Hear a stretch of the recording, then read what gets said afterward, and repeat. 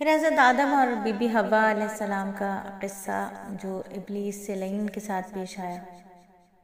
یہ حقیقت میں ساری انسانیت اور دنیا کی ابتدا سے انتہا کا قصہ ہے۔ یہ قصہ ہے حق اور باطل کا، یہ قصہ ہے خیر اور شر کے درمیان دائمی کشمکش کی نشاندہی کا، اور یہ قصہ ہے حضرت آدم علیہ السلام کی عظمت و شان کا۔ حضرت آدم علیہ السلام جنہیں اراضی خلافت عطا کی گئی، ایسے علم سے نوازا گیا جو فرشتوں کے پاس نہیں تھا،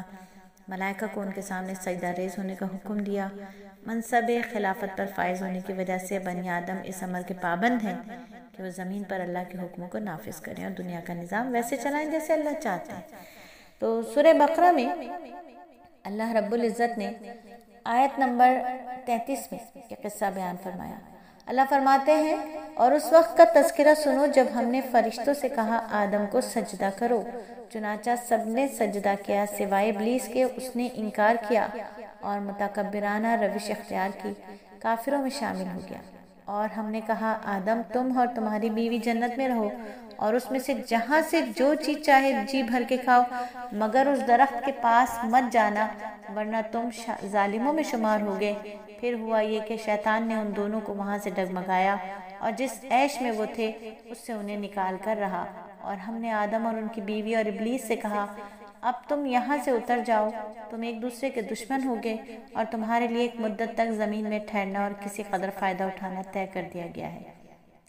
پھر آدم نے اپنے پروردگار سے توبہ کے کچھ الفاظ سیکھ لیے جن کے ذریعے انہوں نے توبہ مانگی۔ اللہ تعالیٰ نے ان سے ان کی توبہ قبول کر لی، بے شک وہ بہت معاف کرنے والا بڑا مہربان ہے۔ ہم نے کہا اب تم سب یہاں سے اتر جاؤ، پھر اگر میری طرف سے کوئی ہدایت تمہیں پہنچے تو جو لوگ میری ہدایت کی پیروی کریں گے ان کو نہ کوئی خوف ہوگا نہ وہ کسی غم میں مبتلا ہوں گے، اور جو لوگ کفر کا ارتکاب کریں گے، ہماری آیتوں کو جھٹلائیں گے، وہ دوزخ والے لوگ ہیں جہاں وہ ہمیشہ رہیں گے۔ تو یہ آدم اور حوا علیہ السلام کا قصہ اللہ رب العزت نے اسی پارے میں اسی صورت میں بیان فرمایا۔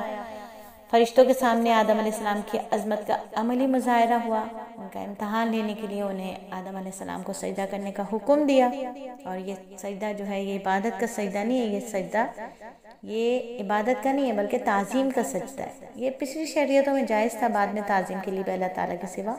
کسی اور کو سجدے کی سختی سے ممانعت کر دی گئی۔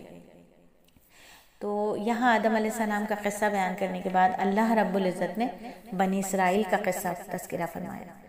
دیکھیے قرآن پاک میں بنی اسرائیل کا بہت مقامات پر تذکرہ ہے، لیکن سب سے زیادہ تفصیلی بحث سورہ بقرہ میں بنی اسرائیل کے بارے میں ہوئی ہے، اور پہلا پارہ تو تقریباً پورا کا پورا ہی ان کے تذکرے پر مشتمل ہے۔ تو چلیے بنی اسرائیل کے تھوڑے سے تذکرے پر بات کرتے ہیں اور اس کے بعد چلتے ہیں سورت کے اگلے حصے پر۔